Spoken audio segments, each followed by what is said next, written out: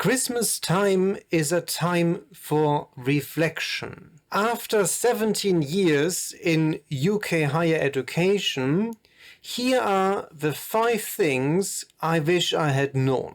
Output, that is, academic publications matter. Well, I always knew that. However, over time, the importance of outputs has increased considerably. When you are lucky to get your first academic position, you will have to survive 1 or 3 year probation. During this period, academic outputs are expected.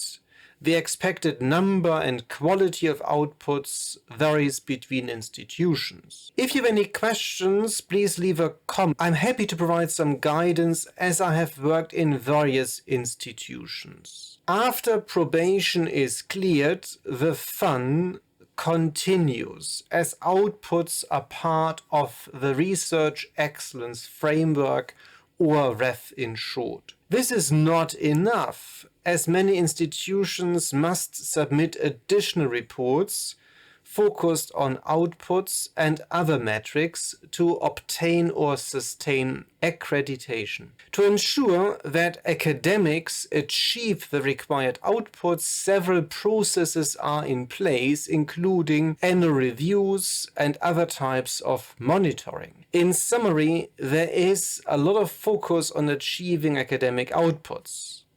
This constant pressure is not ideal if you want to aim for more substantial insights. In my view, you will need to develop a publication strategy, which I covered in another video. You need to reserve time to read and think. You might be tempted to assume that you can now do what you want in terms of research after getting a permanent contract. So you can use your academic freedom to explore any topic you like. However, you still have to publish and secure research funding.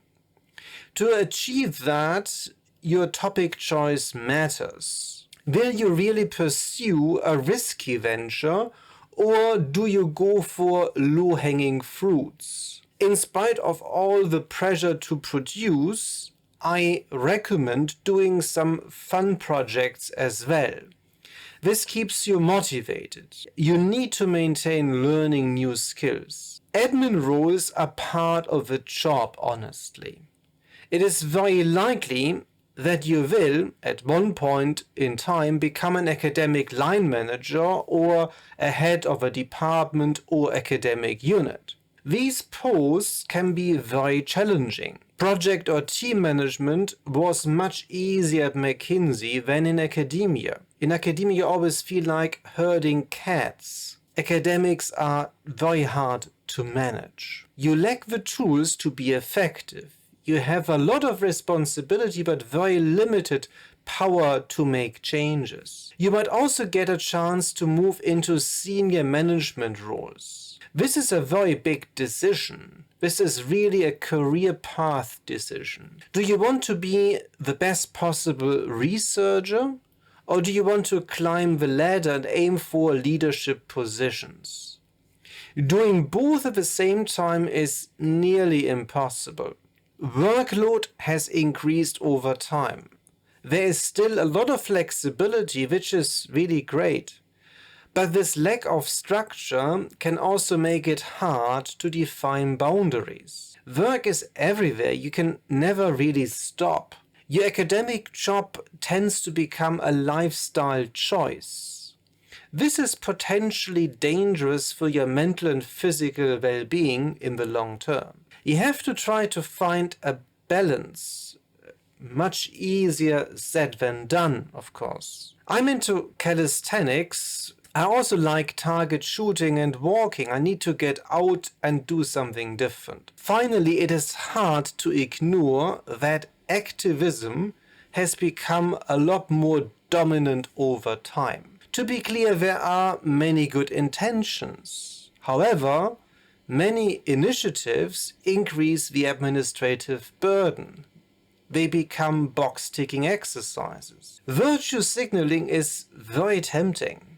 But ultimately our aim should be to find the truth, not telling people what to think. I did another video on these issues. I also noticed that mental health might suffer if every argument becomes personal, and it shouldn't be. Debate is essential, and it is fine to be wrong as long as you continue on your path to discover the truth. That's a nice way to finish, I guess. This video will be published around Christmas, so have a nice break, take some time to rest. May the force be with you.